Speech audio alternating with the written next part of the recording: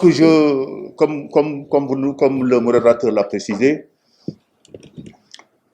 c'est vrai que c'est un exercice extrêmement difficile parce que déjà, nous avions prévu un symposium pour 3 jours avec différents ateliers, avec tous les thèmes, parce que tout a été balayé, avait été, disons, déblayé. Mais bon, on va s'accommoder en tout cas à cette contrainte pour les raisons que nous connaissons.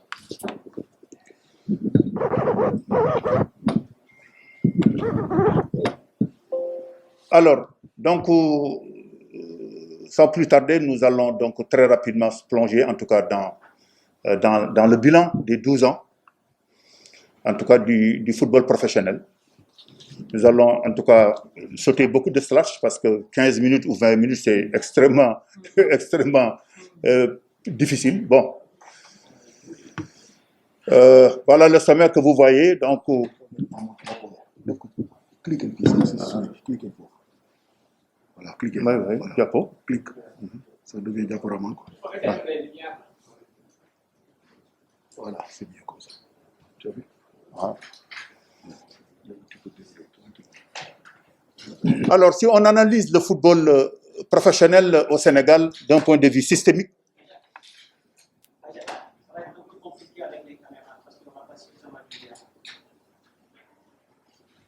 il faut admettre qu'il est confronté aujourd'hui à de réelles contraintes de nature endogène, mais aussi de nature exogène.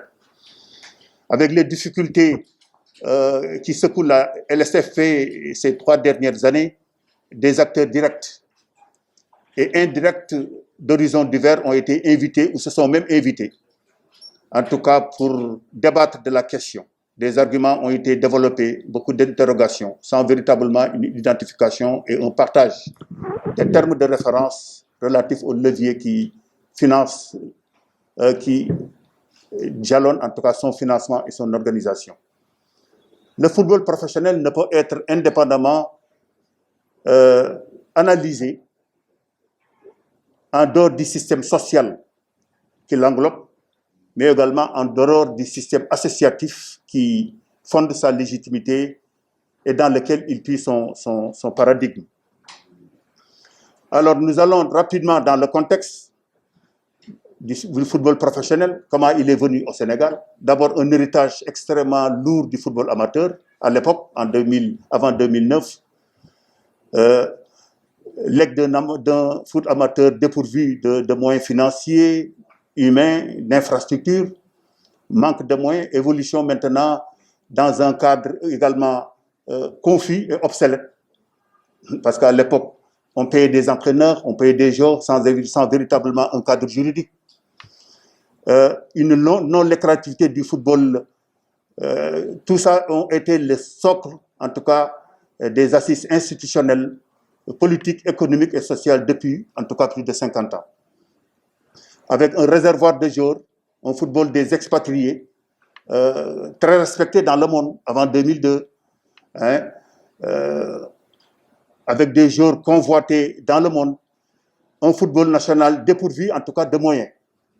Manque de ressources financières, manque d'infrastructures, voilà en tout cas ce qui a été à l'origine justement, en tout cas, du projet. Une remise en cause positive, notamment l'implication de l'État. Des actes avaient été posés. Hein, je cite les lettres, les décisions et autres. Décision, par exemple, pour l'érection d'un comité de pilotage. Je vois ici, monsieur le doyen, bon, ça, je reviens, je vais revenir. L'implication de la Fédération sénégalaise de football, une volonté de rénover, une volonté de consolider dans un environnement juridique, économique, social orienté vers un football émergent. Avec beaucoup de phases. La première phase, c'est au niveau d'abord des ligues. Les ligues ont fait des journées de réflexion. Hein. Organisation également d'un séminaire à Saly en 2007 avec des acteurs, de tous les acteurs du football, avec des personnes ressources. État des lieux sans complaisance et décision majeure, disons, de mettre en place, de lancer le football professionnel en 2007. qui a vu le jour en 2009. Soutien de la FIFA. La FIFA, dans le cadre de son projet Gagner en Afrique, l'Afrique qui vise à faire bénéficier l'Afrique des efforts de la Coupe du Monde 2010, avait choisi notre pays aussi pour tester ce projet qui vise essentiellement à appuyer les championnats d'élite. Voilà, en résumé, ce qui a été à l'origine justement de cette réforme de notre football. Évidemment, on est allé très vite. Quelle est la situation aujourd'hui actuelle du football professionnel? La présentation générale, je pense que ce n'est pas la peine qu'on s'y attarde. Hein. Le football, la Ligue professionnelle administre, contrôle et en tout cas organise le football professionnel à partir justement, disons, de la fédération qui a disons, instruit, qui a mis en place, en tout cas, une ligue professionnelle chargée exclusivement, disons, de la gestion et de l'organisation du football professionnel.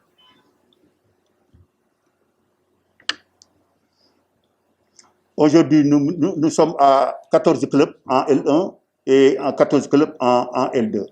Les moyens humains, c'est une administration qui avait à sa tête le directeur exécutif, le secteur administratif, des assistants, les chargés de mission, avec également des commissaires qui nous relaient un peu dans, en tout cas, notre travail, qui sont nos yeux, qui sont nos oreilles, en tout cas au niveau des compétitions. Les commissaires de marche chargés de veiller à l'application du règlement et à la bonne organisation des rencontres. Aujourd'hui, sur chaque match, en tout cas, qu'on joue, il y a en tout cas au moins un commissaire. Les moyens matériels, bon, la Ligue a été longtemps logée au niveau de la Fédération sénégalaise de football depuis son avènement, jusqu'en 2014, où maintenant on dispose d'un siège fonctionnel situé non loin de la Fédération, toujours à Westford. Les moyens financiers,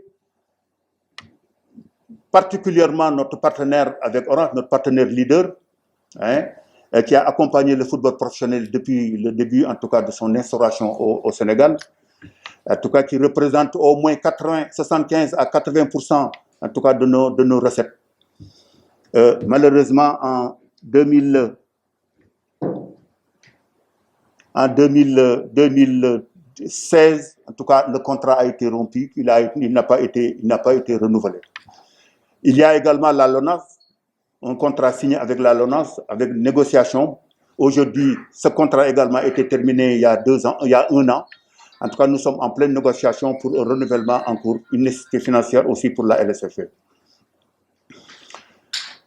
Concernant maintenant nos partenaires diffuseurs, la RTS a été présente depuis le début, en tout cas, du professionnalisme, jusqu'en 2012. Après, le contrat également a été terminé, qui nous a accompagnés sur tous les terrains du Sénégal avec 2 matchs par week-end, par semaine. Après, il y a eu la 2STV également qui est venue renforcer en tout cas ce partenariat téléviseur qui nous a également accompagnés. Nous avons été très satisfaits également, disons, de son accompagnement jusqu'en 2017 également, où en tout cas ce contrat a été terminé.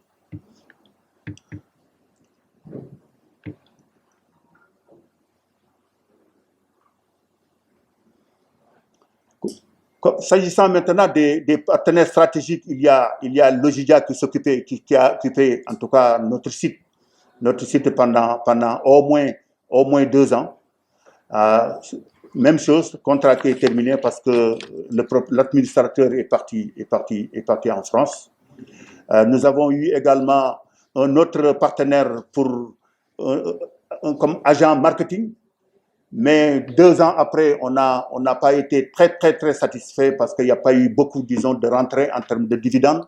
Et ce contrat a été arrêté.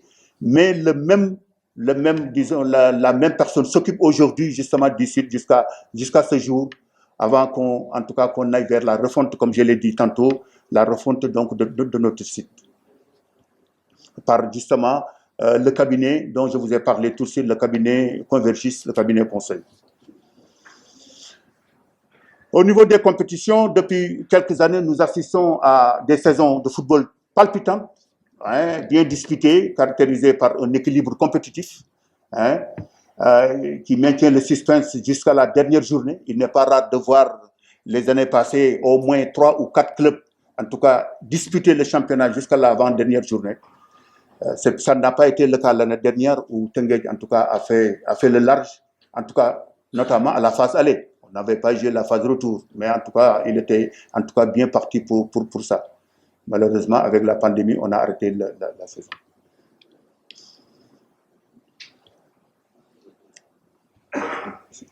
Calendrier qui est toujours fait, en tout cas en commission mixte, le calendrier général du football sénégalais, en commission mixte, où tous les matchs internationaux, toutes les fêtes sont intégrées. Et chaque ligue maintenant se doit de confectionner, en tout cas, son propre calendrier.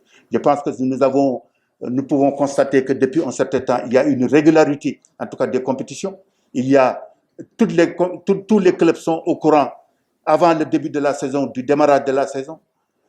Ils sont au courant de leur programmation de leur club.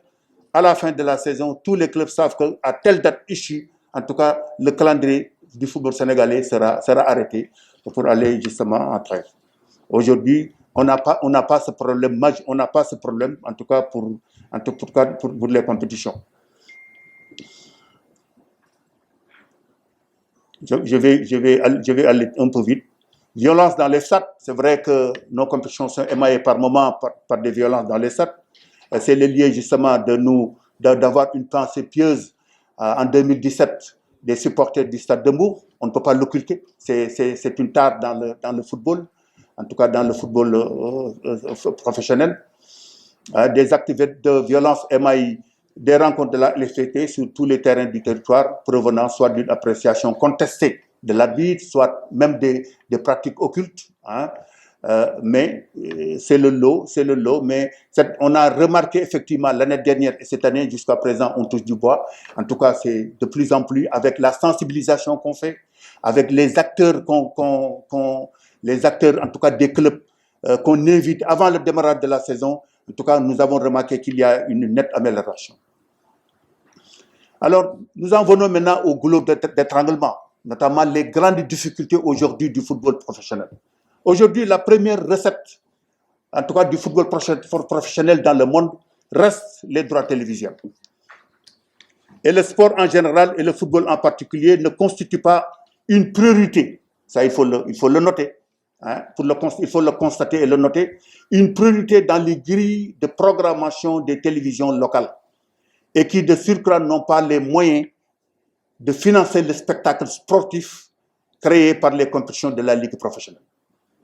Parce que le compagnonnage entre sport et télévision, il faut noter 3 relations, en tout cas, d'abord, un premier scénario dans lequel les chaînes de télévision payent des droits pour avoir l'autorisation de diffuser le spectacle, notamment l'événement sportif.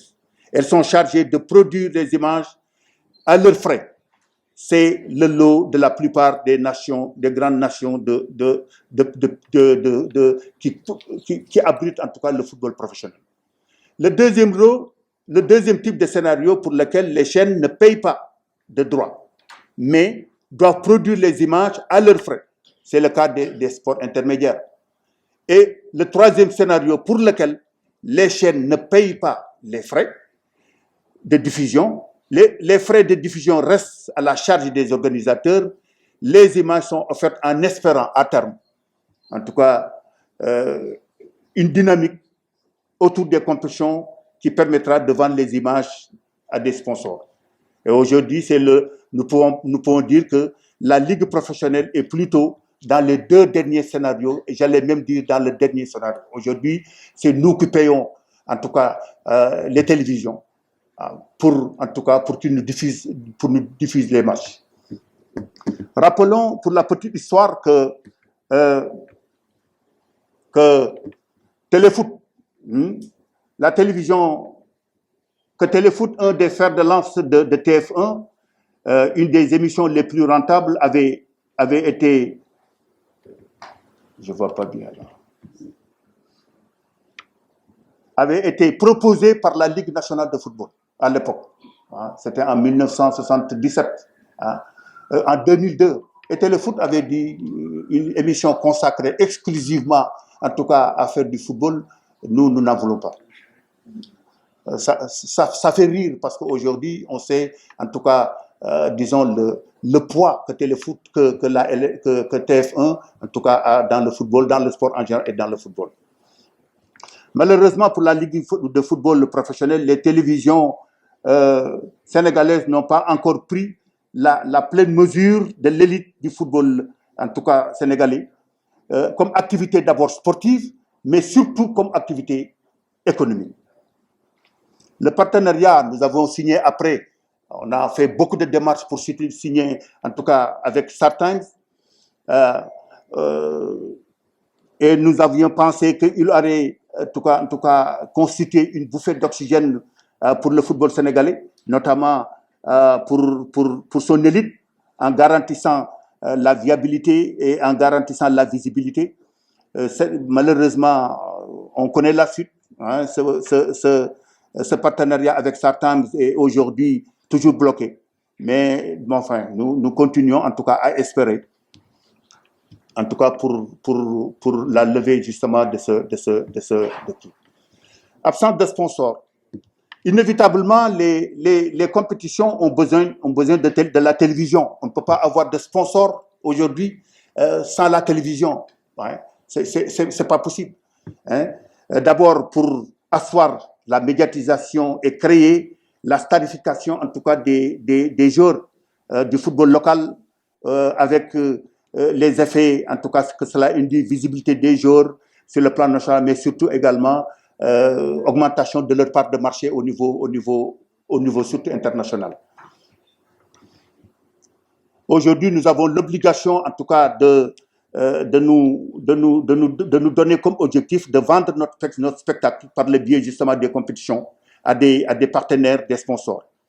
C'est en effet, disons, à travers les compétitions aussi que les sponsors vont devoir justement communiquer, faire leur communication. C'est également à travers ces compétitions qu'il y ait également un retour d'investissement en termes, disons, d'abord de notoriété, en termes d'abord ou bien d'image positive, ou bien simplement en termes, disons, de chiffre d'affaires. Une télévision qui ne peut pas avoir ses dividendes, il ne peut pas rester dans le sport. Et pour rester dans le sport également, il faut avoir de la télévision. Maintenant, on est sur l'accompagnement de l'État. L'État poursuit toujours une tradition d'intervention dans la gestion du sport en général, hein, dans les différents domaines. Hein. Concernant le football, il est présent dans les équipements sportifs, en rénovant, en construisant de nouvelles infrastructures. Ces efforts sont à saluer, mais demeurent insuffisants, en tout cas comparés aux standards internationaux, notamment au standard continental. Vous avez vu qu'il y a moins d'une semaine, en tout cas par rapport au terrain, aux stades qui sont éligibles pour les compétitions de la FIFA, notre pays en tout cas a été soutenu. Cependant, force est de constater que cet accompagnement souffre, de notre point de vue, d'un réel déséquilibre. Car le football est la seule discipline au Sénégal avec une élite statutairement professionnelle depuis 2009 et qui ne bénéficie pas encore d'accompagnement de l'État, à tout le moins pour son démarrage, hein, ou pour le lancement d'une nouvelle aventure après des années d'amateurisme. Rappelons qu'au regard de la création du football professionnel, l'État avait clairement exprimé sa volonté d'accompagner, je dis bien d'accompagner et d'encourager le projet de réforme du football sénégalais par des actes qu'ils avaient posés et des décisions de relance en tout cas, et de rappel à la Fédération sénégalaise de football, qui a travaillé d'arrache-pied plusieurs mois avant de conclure par un séminaire dont j'ai tantôt parlé. Rappelons également qu'une communication avait été faite au Conseil des ministres par le ministre des Sports et un déjeuner de presse avait été organisé pour la vulgarisation du projet. Aucun football professionnel ne s'est développé en Afrique et partout ailleurs sans l'accompagnement de son État. L'État peut encore rehausser sa volonté politique pour accompagner ce secteur d'activité, organisé sur une base non gouvernementale, volontaire et volontaire, qui compte aujourd'hui plus d'acteurs participants, en tout cas, et bénévoles qu'aucune autre activité.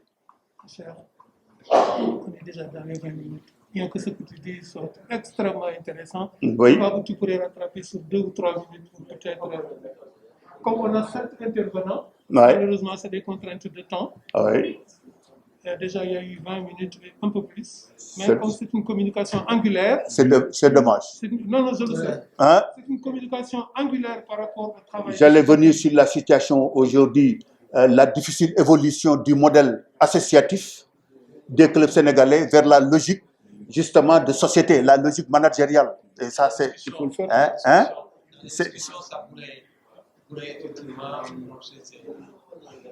Bon. Dans les réponses aux questions, Ouais. je crois qu'il sera possible d'y intégrer encore d'autres éléments importants. Il faut faire le symposium. Que la communication Oui, oui. J'allais dire que c'est une contrainte extrêmement difficile. Il faut faire le symposium. Ouais. D'accord, il n'y a pas de souci. Non, tu peux prendre 2 ou 3 minutes pour conclure. Et puis, on va passer. Bon, pour conclure, il faut sauter beaucoup de slash. Maintenant, on est à la conclusion.